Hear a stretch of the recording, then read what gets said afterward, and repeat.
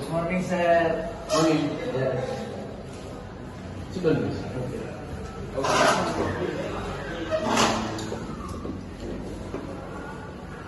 Can you tell me about yourself? My name is Abdul Rahman Hakim. I live in Tamaraya, Batam Center. I am 18 years old. Okay. I graduate from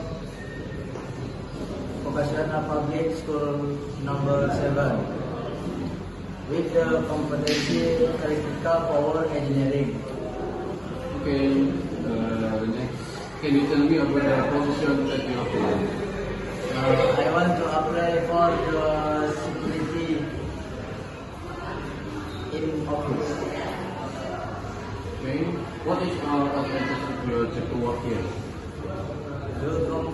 The company will be super support and more hour of negative thing.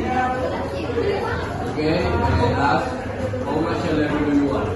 I want to standard minimum 4 million rupiah.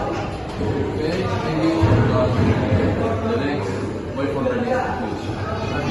Thank you.